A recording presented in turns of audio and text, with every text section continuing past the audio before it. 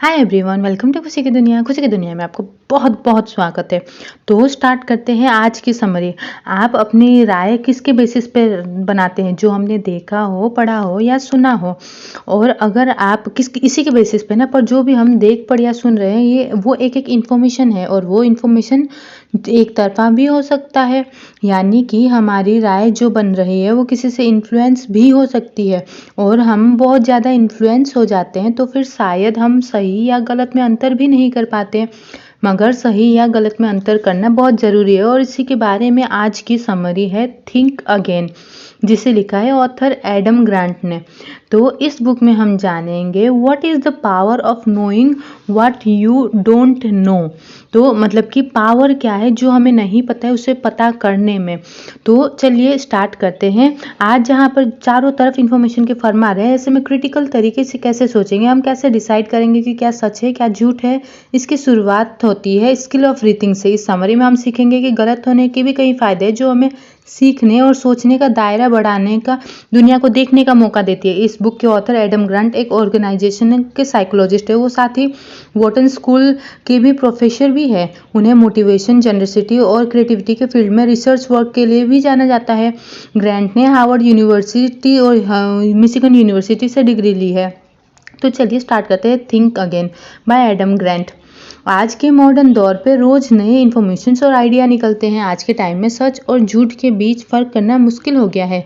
पर अनसर्टेनिटी के इस टाइम में भी लोग अपने बिलीव्स पर कायम रहने की कोशिश करते हैं। हालांकि कई बार इंसान को अपने बिलीव्स पर कायम रहते हुए सच तक पहुंचना बहुत ही मुश्किल हो जाता है। ये भी एक कारण है कि लोग अक्सर बहस करने लग जाते हैं। लेकिन इस बुक के ऑथर एडम ग्रांट का मानना है कि हर किसी को अपने अंदर रीथिंकिंग की स्किल डेवलप करनी चाहिए। यानी कि अगर इंसान हर बात पे आंख मूंद करके भरोसा करना छोड़ दे तो उसके कई गुना फायदा होंगे, बजाय इसके कि वो हर बात पे आसानी से यकीन कर दे। तो इसकी शुरुआत होती है इस अंडरस्टैंडिंग के साथ कि दुनिया की हर चीज़ के बारे में हमको नहीं पता, यानी हमारे लिए काफ़ी कुछ सीखना अभी बाकी है। इंसान अगर ज़िंदगी भर सीखता रहे तो भी सीखने और जानने के लिए इस दुनिया में इतना कुछ है कि उसकी उम्र कम पड़ जाएगी। बेशक कई लोग इस बात को एक्सेप्ट नहीं करना चाहते, लेकिन यह एक टूल है जो हमको क्रिएटिव और इनोवेटिव तरीके से सीखने में हेल्प करता है। रीथिंकिंग में हमारे अंदर विनम्रता होना का ज़रूरी है। हमें ये मानना ही पड़ेगा कि इस दुनिया में बहुत कुछ ऐसा है जिसके बारे में हम नहीं जानते हैं और ऐसी बहुत कम चीज़ें हैं जिनके बारे में हम पूरी तरीके से श्योर हो सकते हैं। इसीलिए इस फैक्ट को हम जितना जल्दी समझे उतना ही अच्छा होगा। इस बात को एक्सेप्ट करना कि हम गलत भी हो सकते हैं हमें रीथिंकिंग के लिए इंस्पायर करेगा, मोटिवेट करेगा। तो चलिए इस लर्निंग जर्नी की स्टार्ट करते हैं इस चैप्टर के साथ। A preacher, a prosecutor, a politician and a scientist walk into your mind। आज चारों तरफ इन्फॉर्मेशन की भरमार है। हमको जो इन्फॉर्मेशन चाहिए पलक झपकते ही मिल जाता है। अगर यूँ कहे तो हम पर लगातार तेजी से इन्फॉर्मेशन की बौछार हो रही है तो कुछ गलत नहीं होगा। अगर इसका मतलब ये कि हमें अपने बिलीव्स के बारे में सोचना चाहिए। जैसे एग्जाम्पल के लिए प्लूटो को कई दशक पहले तक एक प्लानट माना जाता था, लेकिन पिछले कुछ सालों में ये गलतफहमी दूर हुई और लोग मान चुके कि प्लूटो अब सोलर सिस्टम का पार्ट नहीं, प्लूटो प्लानट नहीं। इस बात को प्रूव करने के लिए काफ़ी टाइम तक रिसर्च चलती है और इस बारे में जब ज़्यादा इन्फॉर्मेशन मिली तो साइंटिस्ट की राय भी बदली और अलग राय के रास्ते भी खुले। जब हमें किसी चीज़ पे डाउट होता है तो हम सीधे सीधे सेकंड ओपिनियन के बारे में सोचते हैं। जैसे एग्जाम्पल के लिए अगर डॉक्टर हमारी किसी बात का खुलासा करता है तो हमेशा हम कंफर्म करने के लिए दूसरे डॉक्टर की राय यानी कि ओपिनियन लेने के बारे में सोचते हैं। लेकिन अपने ओपिनियन की बात हो तो ऑब्जेक्टिव होना थोड़ा मुश्किल हो जाता है, क्योंकि हमारे लिए खुद को गलत समझना मुश्किल होता है और सही समझना ज़्यादा आसान होता है। इस बात को और एक्सप्लेन करने के लिए हम यहाँ स्टीफन का एग्जाम्पल पढ़ते हैं जो कि फाइनेंशियल स्कीम का शिकार पड़ा। स्टीफन की बहन का नाम जेन था। उसका एक दोस्त था जो कि फाइनेंशियल एडवाइजर था। तो हुआ यूँ कि जेन और उनके फ्रेंड खास फंड में इन्वेस्ट कर रहे थे। दोनों को उस पर हाई रिटर्न दिख रहे थे, इसलिए दोनों ही उस पर पैसा लगाना चाहते थे। और स्टीफन ने सेम फंड में पैसा इन्वेस्ट करने का डिसीजन लिया। अपनी बहन जीन और उसके फ्रेंड के एक्सपीरियंस को देखते हुए उनके एनकरेज करने पर उसके अंदर कॉन्फिडेंस आ गया था। हालांकि उसने जब अपने करीबी दोस्त से एना से कंसल्टेंट किया तो उसे आइडिया को जमा नहीं। एना ने स्टीफन ने कहा कि इस फंड में पैसा इन्वेस्ट ना करे। इसके बावजूद स्टीफन ने अपनी सेविंग्स का 1/3 हिस्सा इस फंड्स में लगा दिया। उसे काफ़ी बड़ा प्रॉफिट नजर आ रहा था। उसका पोर्टफोलियो 25% तक बढ़ गया। लेकिन रातों रात उसने अपने सारे पैसे गंवा दिए। ये फंड एक पोंजी स्कीम निकली, यानी कि ये इन्वेस्टमेंट फ्रॉड था। लेकिन स्टीफन ने इतनी बड़ी गलती की कैसे, ये माइंडसेट की बात है। 3 टाइप के माइंडसेट होते हैं जिसमें हम फँस जाते हैं जब हम दूसरों से किसी बात पे डिस्कस कर रहे होते हैं। ये है प्रीचर, प्रोसिक्यूटर और पॉलिटिशियन। प्रीचर माइंडसेट तब जगता है जब हमें लगता है कि सामने वाला हमारे बिलीव्स को चैलेंज कर रहा है। तब हम अपने बिलीव्स को प्रोटेक्ट और प्रमोट करने के लिए कुछ भी करने के लिए रेडी हो जाते हैं। प्रोसिक्यूटर माइंडसेट तब होता है जब हमें लगता है कि सामने वाला गलत सोच रहा है और हम सही है। तब हम सामने वाले को गलत प्रूफ करने के लिए किसी भी हद तक में जा सकते हैं। पॉलिटिशियन माइंडसेट तब एक्टिव होता है जब हमको किसी ऑडियंस को कन्विंस करना चाहते हैं। हम किसी और को अपने बिलीव्स मानने और पसंद करने के लिए मनाने की कोशिश करते हैं। इन माइंडसेट के साथ प्रॉब्लम ये है कि हम कभी भी किसी अपने व्यूज़ के बारे में नहीं सोचते। हमारे माइंड में एक बार भी ये ख्याल नहीं आता कि हम भी गलत हो सकते हैं। स्टीफन के केस में उसकी बहन एक प्रीचर की तरह थी। जेन यही बोलती रही कि इस फंड में इन्वेस्ट करना फ़ायदे का सौदा रहा। उसके इसी कॉन्फिडेंस ने एना को प्रोसिक्यूटर बना दिया, जो इस फंड की इतनी तारीफ सुनकर के थोड़ा अलर्ट हो गई। स्टीफन भी पॉलिटिशियन माइंडसेट से सोच रहा था। वो गैरी की हामी यानी कि उसका अप्रूवल और उसका रिस्पेक्ट जीतना चाहता था, जो कि फाइनेंशियल एडवाइजर था। और इन तीनों माइंडसेट के प्रेशर में आकर के स्टीफन ने एक गलत फाइनेंशियल डिसीजन ले लिया। इसी तरह के माइंडसेट को अवॉइड करने का तरीका है कि हमको एक साइंटिस्ट की तरह सोचना चाहिए। एक साइंटिस्ट की तरह चीज़ों को ऑब्जेक्टिव तरीके से देखने की आदत डालें और ज़्यादा से ज़्यादा इन्फॉर्मेशन जुटाएं। साइंटिस्ट कभी भी खुद को 100% साबित करने की कोशिश नहीं करता, बल्कि जो सही होता है उसे डिस्कवर करता है। वो एविडेंस पर बेस्ड अपने व्यूज़ को अपडेट करने पर ज़्यादा फोकस करता है, यानी उनके डिसीजन इन्फॉर्मेशन पर बेस्ड होते हैं। लेकिन इसका मतलब ये नहीं कि साइंटिस्ट किसी और माइंडसेट के शिकार नहीं हो सकते। साइंटिस्ट भी कई बार प्रीचर, प्रोसिक्यूटर और पॉलिटिशियन की तरह होते हैं, लेकिन इसके बचने का सीक्रेट यह है कि हमारा मकसद सही हो। अपने आइडियाज़ या बिलीव्स पर आंख मूंद करके भरोसा ना करें। दूसरों की बातों को नकारने के बजाय डिस्कवर करने पर फोकस करें। लोग अक्सर सोचते हैं कि स्मार्ट होने का मतलब है कि हमारे सारे फैसले सही होंगे, लेकिन ऐसा नहीं होता। अगर आप अपना माइंड चेंज नहीं कर सकते तो कभी सही डिसीजन नहीं ले पाएंगे।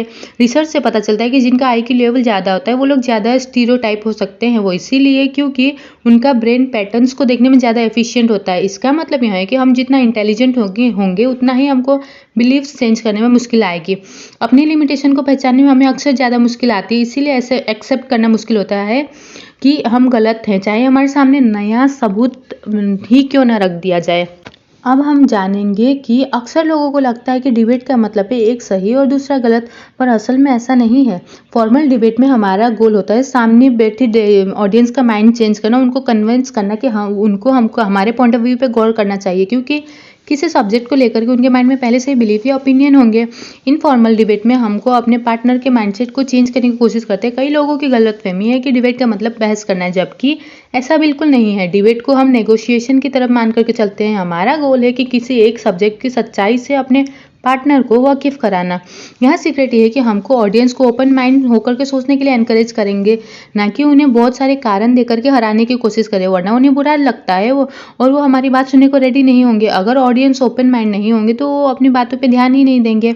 बेसिकली हम किसी को कन्विंस कर रहे हैं कि वो हमारे बिलीव्स पे दोबारा सोचें। एडम ग्रैंट डिबेट को डांस से कंपेयर करते हैं, जहां हम लगातार बातचीत कर इंस्ट्रक्शंस को अपना रहे हैं।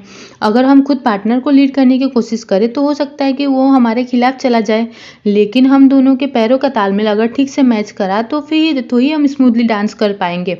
हमारा गोल अपने पार्टनर्स के मूवमेंट को कंट्रोल करना नहीं, बल्कि उसकी ताल से ताल मिला करके चलना है। अब जरा इस एक्सपेरिमेंट पर गौर करते हैं, जहाँ एक नॉन प्रोफेशनल नेगोशिएटर और एक एक्सपर्ट नेगोशिएटर को एक डील फिनिश करनी थी।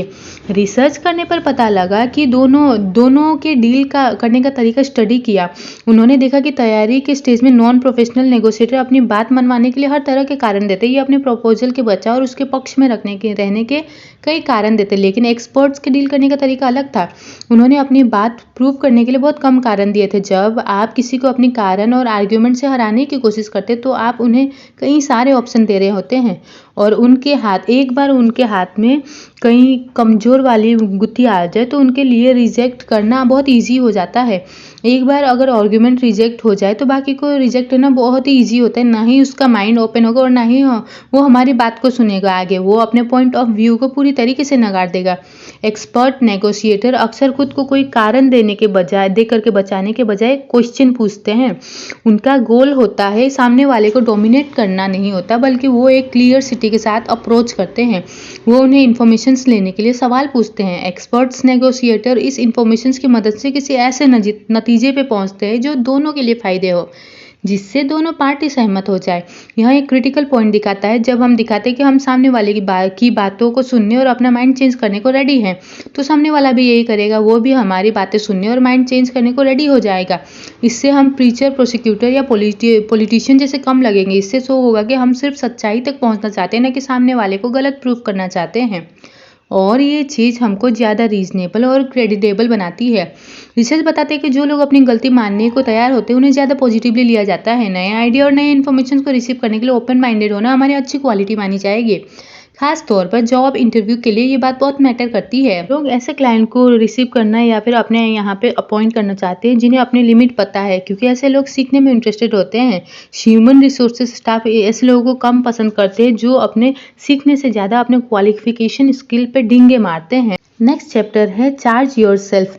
क्या आप कभी इमोशनल आर्ग्यूमेंट में फंसे हैं? शायद किसी पॉलिटिकल या क्लाइमेट चेंज या फिर फांसी की सज़ा के मुद्दे पर किसी से बहस हुई हो। अक्सर दूसरों से इस तरह के इमोशनल आर्ग्यूमेंट करना बहुत मुश्किल होता है। लोग कई बार बहस करते करते बेहद गुस्से में आ जाते हैं, फ्रस्ट्रेटेड हो जाते हैं। सिंपल वर्ड्स में कहें तो एक पार्टी दूसरी पार्टी की बात सुनने को रेडी ही नहीं होता है, जैसे कि अक्सर लोगों के साथ होता है। एक अलग ओपिनियन सुन करके हम अपने ओपिनियन पर दोबारा सोचना ही नहीं चाहते। हम बस मान लेते हैं कि हम सही है और सामने वाला गलत बोल रहा है, और सारी प्रॉब्लम्स यहीं से स्टार्ट होती है। दो अपोजिट राय और एक पोलराइजेशन जैसी सिचुएशन क्रिएट करती है। पोलराइजेशन का मतलब है दो अपोजिट व्यूज या बिलीव्स के बीच में एक डिवाइड क्रिएट करना। ये फीलिंग बाइनरी वाइज का रिजल्ट है। लोगों को आदत होता है कि वह कॉम्प्लेक्सिटी में जाए, सब्जेक्ट को दो एक्सट्रीम में सिंप्लीफाई कर लेते हैं। जैसे एग्जांपल के लिए अबॉर्शन पे होने वाले इसको आर्ग्यूमेंट को हम प्रो या फिर एंटी अबॉर्शन का टैग देते हैं, क्योंकि ये टॉपिक बड़ा कॉम्प्लिकेटेड है कि इसमें कई बातें कंसिडर होती है। इसका सोल्यूशन ये है कि हम ये समझे कि किसी एक टॉपिक पर एक से ज़्यादा नज़रिया भी हो सकता है। हर टॉपिक का सिंपल हाँ या ना में या प्रो या एंटी में जवाब नहीं होता। हमें कई बातें कंसिडर करनी रहती है और कई पहलुओं पर गौर करना रहता है। ये एडिड कॉम्प्लेक्सिटी लोगों को हम्बल फील कराती है। इससे शो होता है कि ऐसे कई चीज़ें हैं जो हम नहीं जानते हैं या हमने आज से पहले गौर नहीं की थी। इससे हमको एडिशनल इन्फॉर्मेशन मिलती है और हम अपने पॉइंट ऑफ व्यू पर दोबारा सोचने का मौका मिल लेता है। अब जरा न्यू ईयर के डिफिकल्ट कन्वर्सेशन लैब में इस तरह के एक्सपेरिमेंट को कंसीडर करते हैं। यहाँ लोगों को किसी अजनबी के साथ अबॉर्शन के टॉपिक पर 20 मिनट तक डिबेट करने का मौका मिलता है। अंत में आप दोनों डिसाइड करेंगे कि आप दोनों एक दूसरे से एग्री करेंगे या नहीं। फिर आप अपने स्टैंडर्ड व्यूज़ पर एक जॉइंट स्टेटमेंट साइन कर सकते हैं और यह स्टेटमेंट पब्लिक फोरम पर पब्लिश किया जाता है। यह लैब एक साइकोलॉजिस्ट पीटर टी कोलमैन चलाती है। डिबेट शुरू होने से पहले वह दोनों पार्टनर्स को आर्टिकल पढ़ने देती है। यहाँ आर्टिकल उस टॉपिक पे रहता है जिस पे आप डिबेट करने वाले होते हैं। जैसे मान लो आप और आपका पार्टनर दोनों एक ऐसा वर्जन पढ़ते हैं जिसमें आर्ग्यूमेंट के दोनों साइड को कंसीडर करते हैं, तो इस बात के ज़्यादा चांसेस है कि हम दोनों मतलब आप और आपका पार्टनर ज़्यादातर में सहमत हो जाए। इस एक्सपेरिमेंट में देखा गया कि करीब 46% पेयर किसी टॉपिक पर डिबेट करने के बाद एग्री हो जाते थे और एक जॉइंट स्टेटमेंट साइन कर लेते थे। दूसरे एक्सपेरिमेंट में पीटर ने लोगों की जोड़ियों को आर्टिकल के अलग वर्जन दिए। ये वर्जन पहले वाले से डिफरेंट ओपिनियन रखता था। पहले वर्जन में अबॉर्शंस के दोनों साइड की बात कही गई थी, लेकिन इस सेकंड वर्जन में अबॉर्शंस को एक कॉम्प्लेक्स प्रॉब्लम के तौर पर डिस्कस किया गया था और इसमें कई अलग अलग नज़रिए भी रखे गए थे। नतीजा ये हुआ कि 100% के करीब जोड़ों ने जॉइंट स्टेटमेंट साइन किया। इसमें टेक अवे था कि टेक अवे में कॉम्प्लेक्सिटी और मल्टीपल नज़रिया दोनों मैटर करता था। तो यहाँ पे इसीलिए आर्ग्यूमेंट में सिर्फ दो साइड तक सिंप्लीफाइंग करने से बचे। इससे हमारे अंदर और भी ज़्यादा क्रिटिकल सोचने की एबिलिटी बढ़ेगी और हम साथ ही बिना इमोशनल और जिद्दी हुए कॉम्प्लेक्स मुद्दों पर बेहद शांत हुए अपने नज़रिए को रख पाएंगे। आजकल के टाइम में ये स्किल तो और भी ज़्यादा इंपॉर्टेंट हो जाती है, क्योंकि आज हमें हर तरफ से इतनी इन्फॉर्मेशन मिल रही है। इसीलिए हमें किसी भी इशू को हाँ या ना के पॉइंट ऑफ व्यू से नहीं देखना चाहिए। हर प्रॉब्लम के कई पहलू हो सकते हैं। कॉम्प्लेक्सिटी को पहचानें और अप्रिशिएट करें। इस बात का ध्यान रखें कि हम बाइनरी वाइज से वाकिफ़ हो। साथ ही ये भी देखें कि अभी तक आपने कौन से पर्सपेक्टिव पर गौर नहीं किया या कौन सा आपसे छूट गया है। और इसी के साथ बढ़ते हैं नेक्स्ट चैप्टर की ओर। That's not the way we have always done it.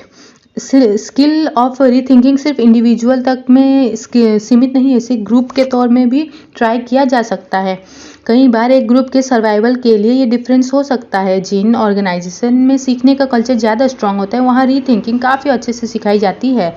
Learning culture में आमतौर पर लोग अपने नॉलेज की लिमिट को जानते हैं।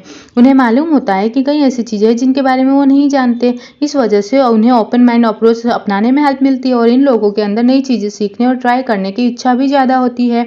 एक तरह से कहे तो इन्हें इनोवेट करना पसंद होता है। यहाँ हम एक एग्जांपल लेते हैं कि जैसे रीथिंकिंग न कर पाने की वजह से किसी की जान जाते जाते बची। एक एस्ट्रोनॉट लुका परमटन और स्पेस में ऑलमोस्ट डूबने ही वाला था। वो अपने पार्टनर के साथ स्पेस वॉक कर रहा था कि तभी लुका को फील हुआ कि जैसे उसके हेलमेट के पीछे काफ़ी सारा पानी है।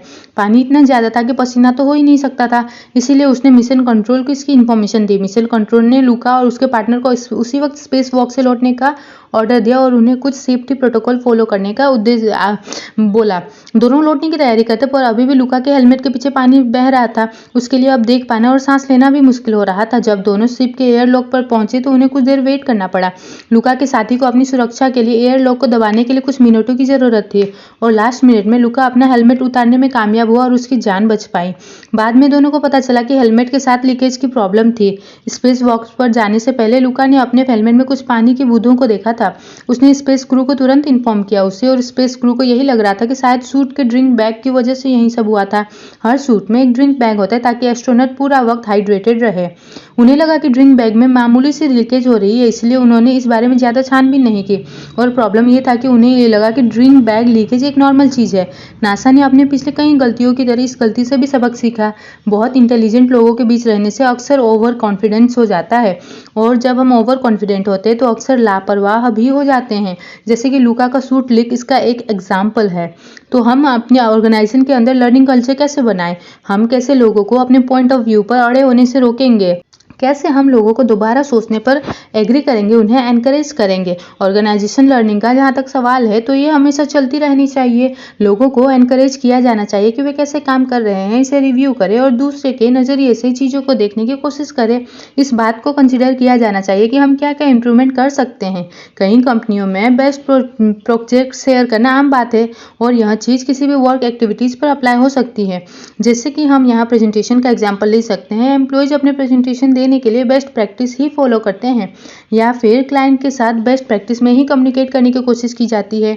लेकिन बेस्ट प्रैक्टिस के साथ में प्रॉब्लम यह है कि उन्हें अक्सर बिना सवाल उठाए ही एक्सेप्ट कर लिया जाता है। लोग शायद ही उनके बारे में कभी सोचते होंगे कि ये मेथड सही काम कर रहा है या नहीं।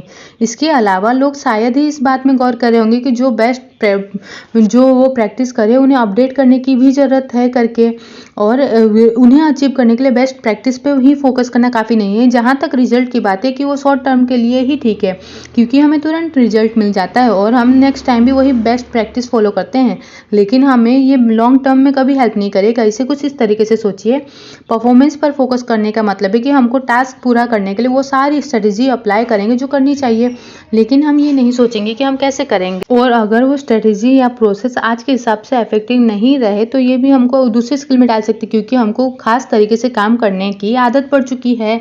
हम एक मिनट भी रुक करके ये नहीं सोचेंगे कि ये प्रोसेस अब काम करेगा कि नहीं। अच्छी स्ट्रेटेजी हमेशा थिंकिंग और रीथिंकिंग पर फोकस्ड होती है। अच्छी स्ट्रेटेजी तब बनती है जब लोग सवाल पूछने को और इनोवेट करने को रेडी रहते हैं। वो इसीलिए क्योंकि लोग और गहराई और क्रिएटिव तरीके से सोचने लगते हैं। इसीलिए कोशिश करिए कि आपकी ऑर्गेनाइजेशन अपने एम्प्लॉयज़ को रीथिंकिंग और इवेल्युएट करने के लिए ज़्यादा से ज़्यादा एनकरेज करे, ना कि सिर्फ रिजल्ट पर फोकस करें। इस इंपॉर्टेंट लर्निंग को लेने के साथ में अब आगे बढ़ते हैं नेक्स्ट चैप्टर की ओर, स्किपिंग टनल विजन। हम में से कई लोग एक ही प्लान लेकर के पड़े होते हैं। शायद अपनी भी 7 साल की उम्र में सोच लिया होगा कि आपको डॉक्टर ही बनना है और आपकी सारी एकेडमिक चॉइस इसी पे बेस्ड होगी। लेकिन अगर ये प्लान फेल हो गया तो हमारा नेक्स्ट स्टेप क्या होगा अगर कुछ अनएक्सपेक्टेड हो जाए। ज़्यादातर लोग अपने प्लान के बारे में कभी भी दोबारा सोचना जरूरी नहीं समझते और फिर वो बस एक प्लान बना लेते हैं, उस पर फोकस में रख करके आगे की जर्नी डिसाइड करते हैं। जब एक स्ट्रेटजी फेल होती है तो हम और ज़्यादा कोशिश करते हैं लेकिन अपनी स्ट्रेटजी चेंज नहीं करते। हालांकि ऐसे में हमें प्लान बी के बारे में सोचना चाहिए। रिसर्च दिखाती है कि एंटरप्रेन्योर्स के मामले में ये बात और भी ज़्यादा सटीक बैठती है। लेकिन अगर कोई स्ट्रेटजी काम नहीं करती तो लोग क्यों उसी पे चिपके रहते हैं? वो कोई सेकेंड ऑप्शन क्यों नहीं सोचते? संक कॉस्ट इनमें एक फैक्टर है। संक कॉस्ट पॉलिसी का मतलब है कि किसी चीज़ों के गलत गलत होने के बाद भी उसी को बार बार करने पर जोर देना। आमतौर पर ऐसा इसीलिए होता है क्योंकि हमको उस टास्क पर अपने रिसोर्सेज, टाइम और पैसा लगा चुके रहते हैं और अब हमारे पास और कोई चॉइस नहीं बचती है। हमको अपने डिसीजन को सही साबित करने के लिए पूरी कोशिश करते हैं, यानी हम हर हाल में खुद को सही प्रूव करने के लिए कोशिश करते हैं। बेशक एविडेंस हमको गलत बता रही होगी, ये ह्यूमन साइकोलॉजी का एक पार्ट है कि हम कभी अपनी गलती मानते ही नहीं हैं। किसी एक डिसीजन पर डटे रहना बड़ा सीधा और सरल होता है और ये बड़ी आसानी से हमारी पहचान का हिस्सा बन जाती है। जैसे कि मान लो कि कॉलेज में एडमिशन लेते वक्त हम इंग्लिश मेजर चूज करते हैं क्योंकि हमको पढ़ना पसंद है, लेकिन कुछ टाइम बाद ही हमको एहसास होता है कि हमको तो राइटिंग में ज़रा भी इंटरेस्ट नहीं है। लेकिन हमको मेजर फिनिश करने की ज़रूरत नहीं, हम मेजर चेंज करके कुछ और भी कर सकते हैं। हमेशा नई पॉसिबिलिटी और ऑप्शन के लिए माइंड ओपन रखें। ऐसा न करना हमारी ग्रोथ में रुकावट बन सकता है। ज़्यादातर लोग खुद को चांस ही नहीं देते हैं कि वो अपने बारे में और अपनी चॉइस और पैशन के बारे में कुछ और भी जान सके। हमको एक चीज़ ध्यान रखनी होगी, अपने प्लान्स और अपने कमिटमेंट को लेकर के रीथिंकिंग जरूर करते रहें। हो सकता है कि हम जो काम आज से कई साल पहले करना चाहते शायद आज ना करना चाहे। जो चीज़ हमको अच्छी नहीं लगती उसको करने के लिए संक कॉस्ट को खुद पे हावी होने ना दे। बहुत सारे स्टूडेंट इस जाल में फंस जाते हैं, जो करियर उन्होंने 20 की उम्र में अपने लिए सोचा था उसी के हिसाब से वो प्रेजेंट की प्लानिंग करने लगते हैं और 10 साल बाद यही लोग अपनी जॉब से बुरी तरीके से उब जाते हैं। इसीलिए नई पॉसिबिलिटीज और फ्यूचर को माइंड में रख के चले।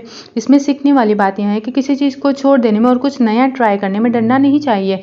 करियर चॉइस के मामले में यह बात खास तौर पर सही साबित होती है। कई बार आपको बाद में पता चलता है कि आप किसी और चीज़ में अच्छे, इसलिए जो स्ट्रेटजी या प्लान नहीं काम कर रहा उसे छोड़ दो। आप कभी भी स्ट्रेटजी चेंज कर सकते हो, यहाँ तक कि आप अपनी उस जॉब को भी चेंज कर सकते हो जो आपको पसंद नहीं है। और ये आखिरी कुछ लाइंस इतनी इम्पोर्टेंट है। इसी के साथ हम आगे बढ़ते हैं कंक्लूजन पर, यानी कि हमने अभी तक जो पढ़ा और सुना उसके की पॉइंट्स हम रिवाइज करते हैं। इस समरी में हमने सीखा कि हमारे पास दुनिया की हर नॉलेज नहीं है। ये जानना भी इंसान के लिए बहुत इंपॉर्टेंट है क्योंकि हम इंसान हैं, रोबोट नहीं। और इंसान गलतियों का पुतला होता है, इसलिए हमसे गलती हो जाती है। कई बार हम पक्षपात भी करते, कई बार हमारा जजमेंट भी गलत होता है। गलती करना नॉर्मल ह्यूमन नेचर और हमको अपनी गलतियों को एक्सेप्ट करके उनसे सीखना होगा। इसीलिए हमारे लिए लगातार दोबारा सोचना जरूरी है। इस समरी में पहली चीज जो हमने सीखी कि रीजन्स को लेकर के लोगों के टिपिकल माइंडसेट जाते हैं, लेकिन उनका मेन फोकस दूसरों के माइंड सेट को चेंज करने पर होता है। लेकिन बदकिस्मती से सामने वाले तक अपनी बात पहुंचाने में इनमें से कोई भी मेथड काम ही नहीं करता। जब हम उतना उनका माइंड बदल नहीं सकते तो बेहतर है कि एक साइंटिस्ट की तरह सोचा जाए। अगर आपके पास दूसरों से ज़्यादा नॉलेज है तो इसका दिखावा ना करें, बल्कि जितना हो सके हम्बल बने रहे। बेशक हम कितना भी जानते हो तो भी दूसरों से काफ़ी कुछ सीख सकते हैं। खुले दिमाग से दूसरों की बात सुने, जिससे दूसरे भी हमारी बातों पर गौर करने लगेंगे। जब वो सुनने को तैयार होंगे तभी तो हम उनसे बातचीत कर पाएंगे। दूसरी चीज़ हमने सीखी कि कैसे हम दूसरों को रीथिंकिंग करने में हेल्प कर सकते हैं। इसीलिए दूसरों को एनकरेज करने का मतलब ये नहीं कि हम उनसे बहस करें। हमें किसी लॉजिक पर बेस्ड अपने बिलीफ्स दूसरों पर नहीं थोपना है। ये काफ़ी हद तक डांसिंग या नेगोशिएशन जैसा है। एक दूसरे की बात से एग्री करने के लिए दोनों पार्टनर की मर्जी होनी चाहिए। हम और हमारे नेगोशिएशन पार्टनर के बीच इतनी अंडरस्टैंडिंग हो कि हमको एक दूसरे की बात को खुले दिमाग से सोचना चाहिए। तीसरी बात, हमने बाइनरी वाइज अवॉइड करने के बारे में भी सीखा। ये तब और भी इम्पोर्टेंट हो जाता है कि जब हमको इमोशनली चार्ज मुद्दे पर बात करनी हो, जैसे कि अबॉर्शन वगैरह। किसी भी प्रॉब्लम को देखने के मल्टीपल तरीके होते हैं। अगर हम ये बात समझ जाए तो शायद ज़्यादा प्रॉब्लम ना हो। क्रिटिकली सोचने का मतलब है कि हम प्रॉब्लम की कॉम्प्लेक्सिटी को अप्रिशिएट कर रहे हैं। चौथी बात, हमने जाना कि एक ग्रुप के तौर पर रीथिंक करने से इनोवेशन और क्रिएटिविटी के नए रास्ते खुलते हैं। ट्रेडिशन को लेकर के बहुत ज़्यादा अटैच्ड ना हो। टाइम निकाल करके सोचिए कि कोई भी मेथड या स्ट्रेटजी अभी भी इफेक्टिव है या नहीं है। और लास्ट में हमने सीखा कि रीथिंकिंग हमको टनल विजन यानी कि लिमिटेड सोच या नैरो माइंडेड से बनने से रोक सकता है, हेल्प कर सकता है। किसी एक गोल जैसे कि करियर को लेकर के अटैच्ड हो जाना बहुत ईजी होता है। नए डायरेक्शन और पॉसिबिलिटीज़ को लेकर के हमेशा ओपन माइंड रहे। इंटरनेट और सोशल मीडिया के दौर पर किसी एक तरीके की सोच में फंसना बहुत आसान है। इसीलिए आज रीथिंकिंग की और भी ज़्यादा ज़रूरत है। हमेशा ओपन माइंडेड रहे, क्यूरियस रहे। इससे हमको अलग अलग प्रॉब्लम्स में और ज़्यादा गहराई से सोचने में हेल्प मिलेगा। हमारा गोल होना चाहिए कि एक लाइफ लॉन्ग लर्नर बनना, जो कि हमेशा नई नई चीज़ें सीखते रहता है। एज एन इंडिविजुअल ये समरी बहुत कमाल की है। इस समरी के प्रिंसिपल्स को अप्लाई करना हमारी ज़रूरत है, यानी समय की मांग है। तो ये समरी तो होती है यहीं पे ख़त्म। आगे कोई समरी आपको सुननी होगी तो आप बता सकते हैं, कमेंट बॉक्स पे लिख सकते हैं और अपने लर्निंग को अपने लाइफ में इम्प्लीमेंट करते रहिएगा। Thank you for listening this video.